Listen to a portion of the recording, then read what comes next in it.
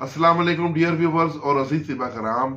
जरियान एक बड़ा मूजी मर्ज है जो मादा हयात उसमें ज़ाया होता है और रफ्ता रफ्ता मरीज़ कमज़ोरी की तरफ जाता है और हत्ता कि आखिर में बिल्कुल वो नामर्दी में पहुंच जाता है।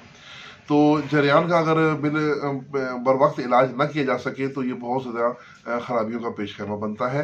तो इसके मैं आपको दो तीन इसमें आपको नुस्खे पेश करूँगा जरियान के लिए।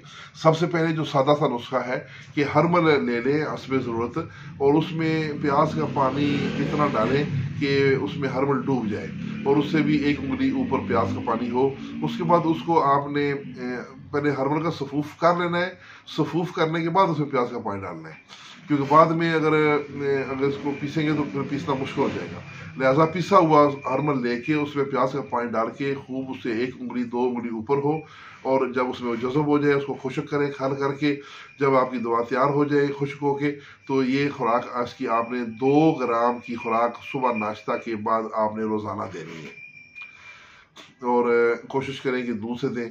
तो उसके साथ आपने दूसरा काम ये करना है कि सतावर सतावर 3 तोले और हरीड़ स्याह बरियां, काली हरीड़ जो है वो बरियां की हुई जो देसी घी में सोचा था ना उसको फ्राई कर लें।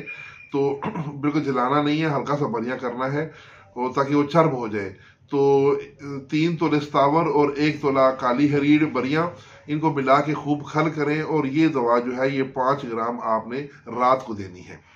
तो इससे ये होगा, ये जो नुस्खा है ये जरियान के साथ कुव्वत बा भी पैदा करेगा।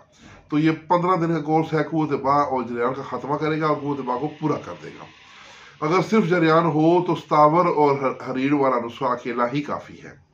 अच्छा, इसके अलावा जरियान का एक नुस्खा और है, कबाब चीनी। कबाब चीनी साफ सुथरी ले लें और उसको अच्छी तरह कपड़ छान सफूफ कर लें। उसकी मिकदार खुराक है 1 से 2 ग्राम सुबह शाम। ये आपने देना है पानी के साथ। ये जरियान के लिए 7 से 10 दिन में ये जरियान का खात्मा कर देता है। तो इसके साथ ही ये इंशाल्लाह जरियान मुकम्मल ख़त्म हो जाएगा। ये जरियान के कुछ नुस्खाजात थे जो हमारे मुजर्रब तरीन नुस्खे हैं, तो मैंने आपकी खिदमत में पेश किए हैं। उम्मीद है आप बनाएंगे। मखलूक खुदा खिदमत करें और दुआओं में हमें भी याद रखें।